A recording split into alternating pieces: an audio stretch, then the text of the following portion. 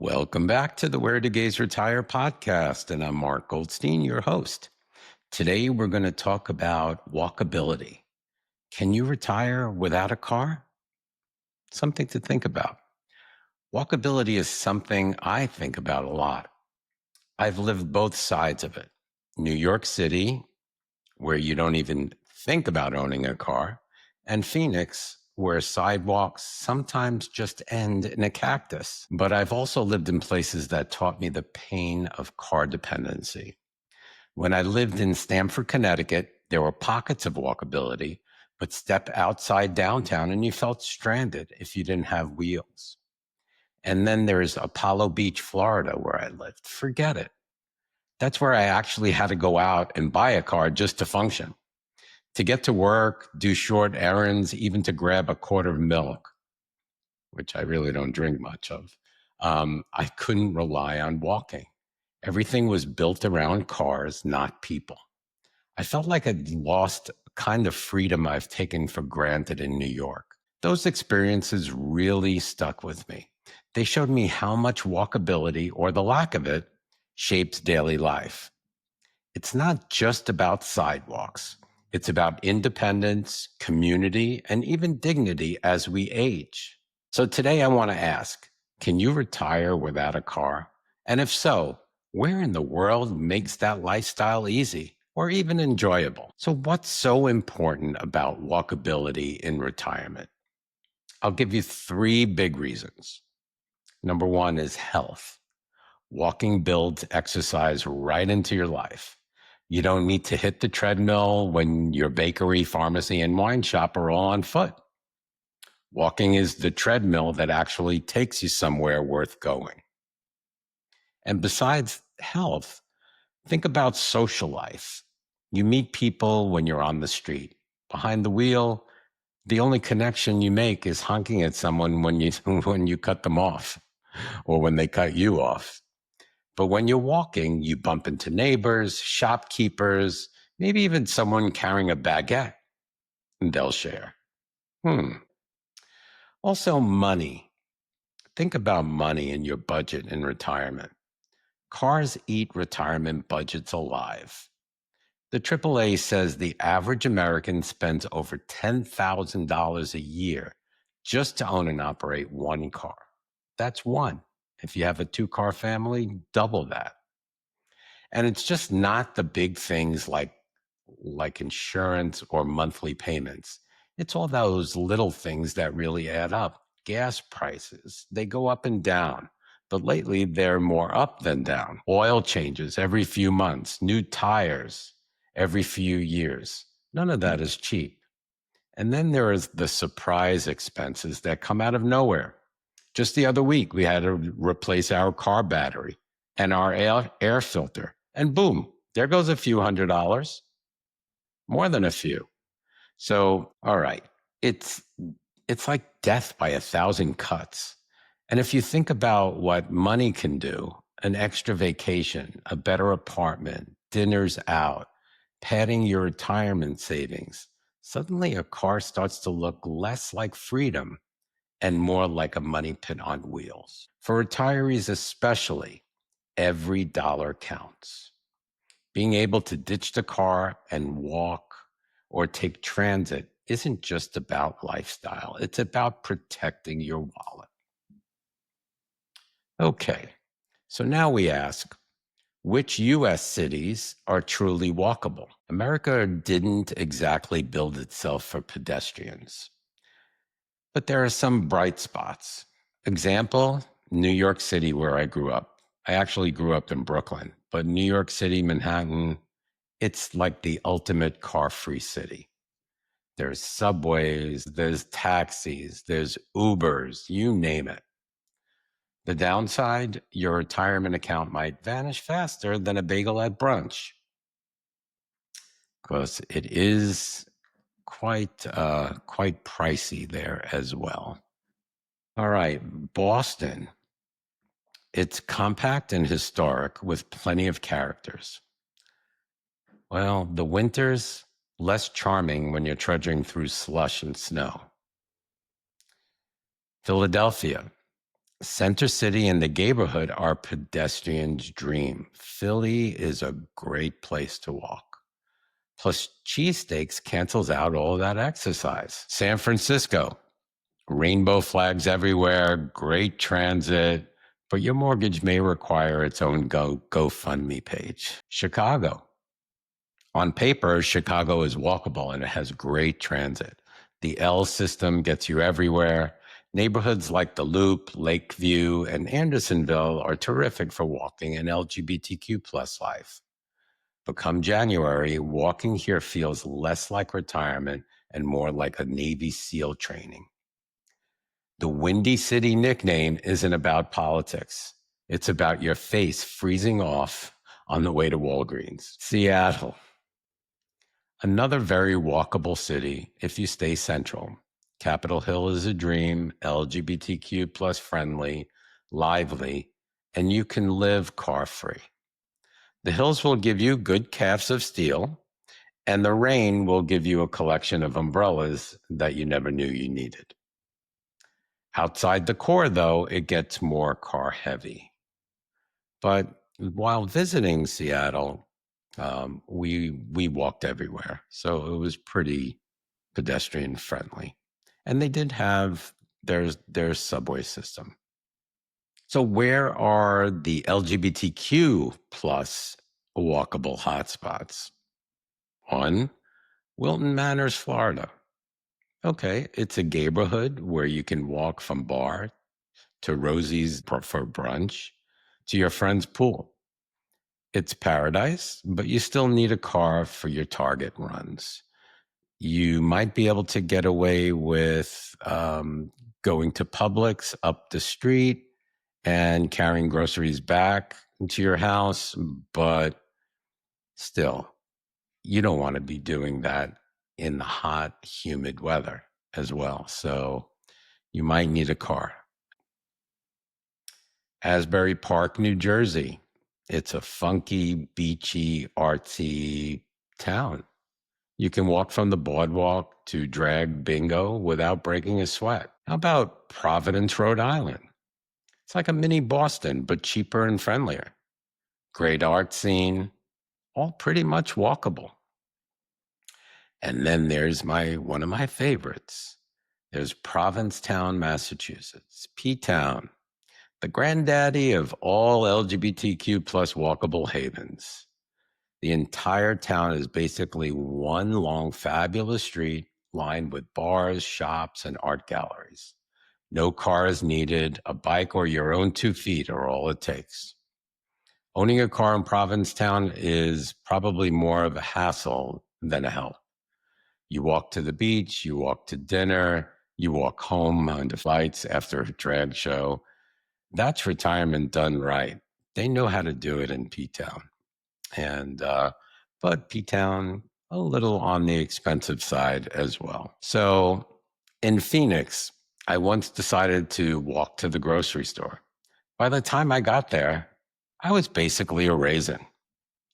I think I spent 15 minutes in the freezer aisle, but yeah, it gets so hot in the summer, you don't want to walk anywhere. Even if you could, you don't want to. All right, so let's talk a little bit about international walkable havens, to name a few. So abroad, walkability is often the norm, unlike the US where it's very car-centric. So Valencia, Spain, you know I love Spain. I love talking about Spain. And I'm going to be visiting quite soon. So Valencia, tapas, markets, pride parades, they're all within strolling distance. It's like the Fitbit invented itself here. Then we have Malaga, Spain.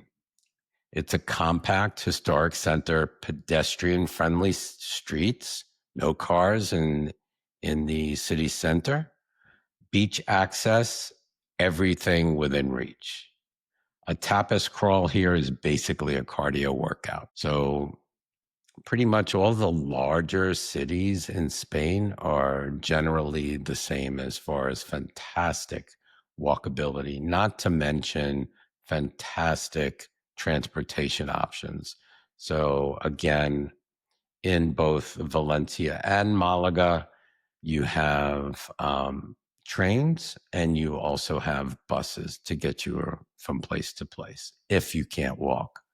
So, because they are a little bit larger cities. There is a tram, I believe, in Malaga that goes down the Costa del Sol all the way to the end of Fuengirola. Okay, next one on the list is Nice, France. The old town is car-free. The Promenade des Anglais is built for long walks, and there's gelato around every corner. Montpellier, France. The medieval core is highly pedestrianized. Live in the Écusson district, and you'll never need a car. So Montpellier, something to think about, and also Nice. Nice is nice. How about Berlin, Germany? It's a huge city, yes, but neighborhoods like Kreuzberg and Prenzlauer Berg are extremely walkable. Plus the U-Bahn will get you anywhere else when you step or when your step count is maxed out. So very big city, lots of walking options. How about Reykjavik, Iceland? It's small, compact, but colorful. Totally walkable in the core. Just remember, layers isn't a fashion choice, it's survival. It gets pretty chilly in Reykjavik. Lisbon, Portugal. There are hills everywhere. You retire with quads of steel, but trams are there to save your knees. So yes, and they do have the funicular or the trams to get you around Lisbon. Lyon, France. It's a walkable foodie paradise. Everything is within a baguette's throw. All right, that was Europe. And let's move on and talk a little bit about Latin American options. So San Miguel de Allende in Mexico, it has cobblestone streets, plazas, art galleries, charming, but could be ankle twisting. When I was there, we had a house. It was a home exchange, but we didn't realize how far up the hill it was. So the first time we walked up, and that was the last time I walked up. Every other time we had to call an Uber, because literally, if you come out of the house, it's on a hill. If you don't apply your foot brakes, you'll fall right down the hill. It's so steep. Bear that in mind. Puerto Vallarta, Mexico, is walkable, especially in the Zona Romantica. So the romantic zone and the Malecon, LGBTQ plus bars and the beach, all without needing Uber. So basically in those two areas, you can walk pretty much everywhere. It's when you get to the outskirts of those areas, you'll probably need an Uber or a car to get you around. And think about, if you're a Costco person and you need to go to Costco or you need to go to the supermarket, you're not going to be carrying bags and bags of groceries back, especially in the hot summer months. Guadalajara, Mexico. The Centro Histórico is full of walkable plazas and markets. Pick the right neighborhood and you'll be in a walker's paradise. Again, very big city. If you want to get to Ajijic and Lake Chapala, you'll have to either hire a driver to take you there, or I'm not sure if they have Ubers there, or you'll have to rent a car yourself. All right. Mexico City, CDMX. It's enormous, but the neighborhoods like Roma, Condesa, Coyoacán, and Polanco are leafy, lively, and car-free friendly. Outside your bubble, you'll use transit, but for daily life, a car is optional.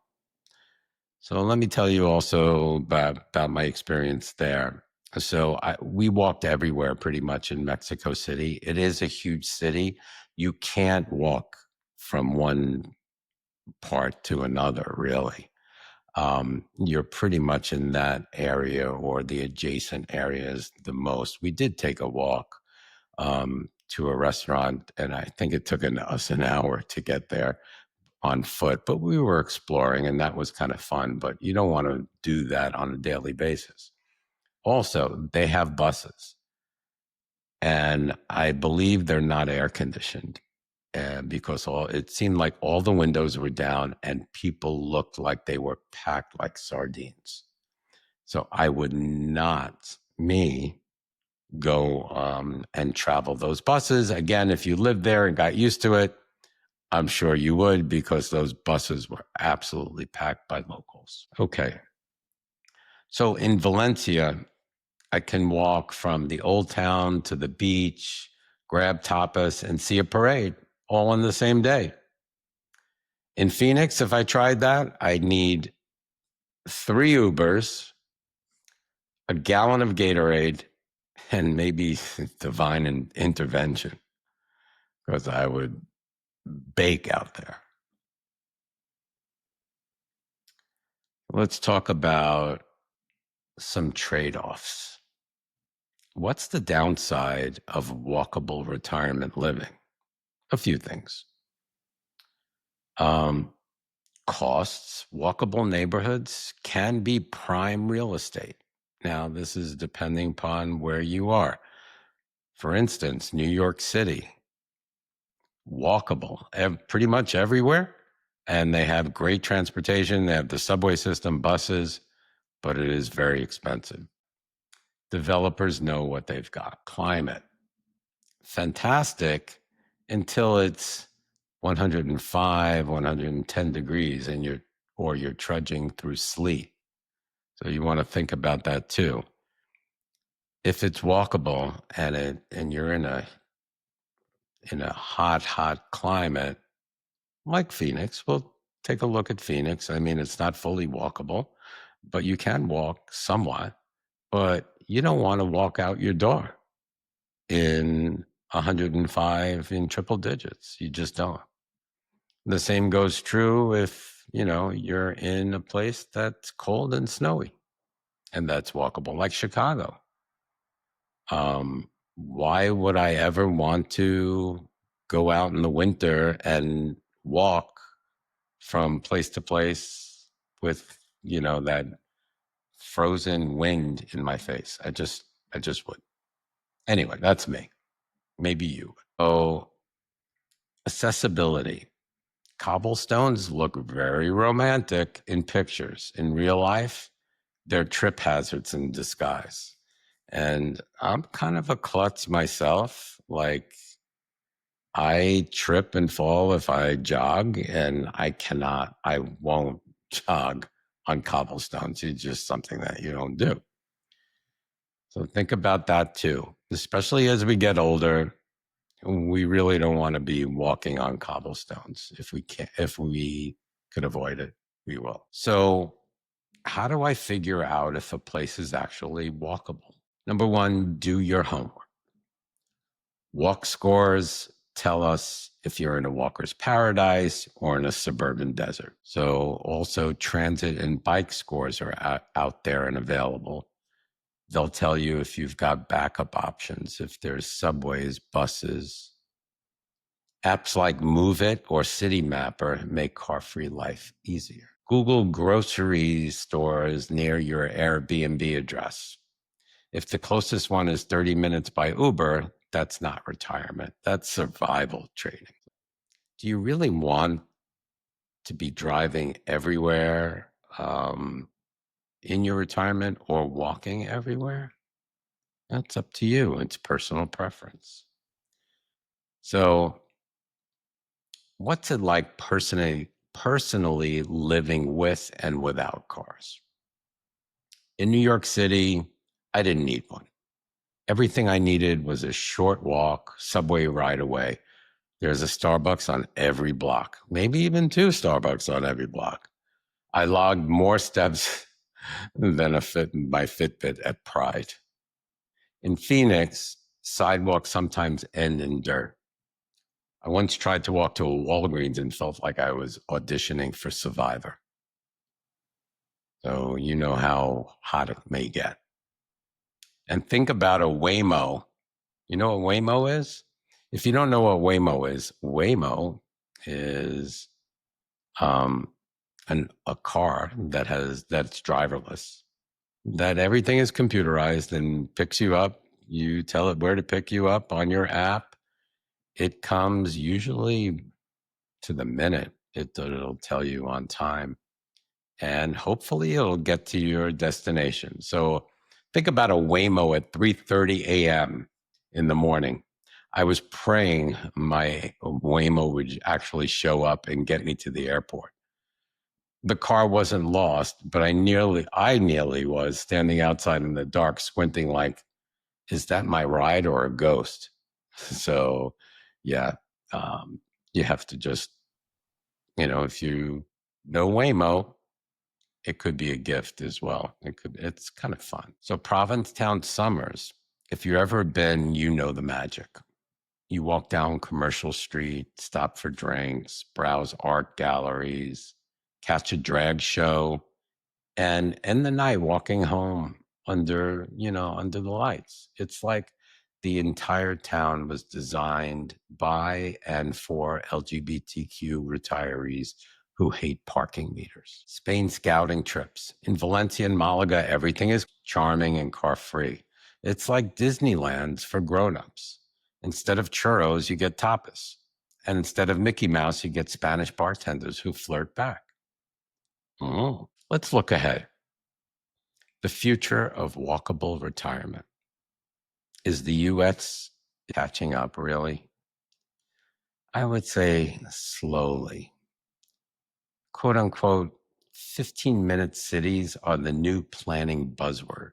Everybody loves that idea. But again, Europe has 15-minute cities everywhere. The idea is everything you need is within a 15-minute walk. It's hilarious, as I said, because Europe is doing it since the Middle Ages. For LGBTQ plus retirees, walkability matters even more. Community thrives when it's visible.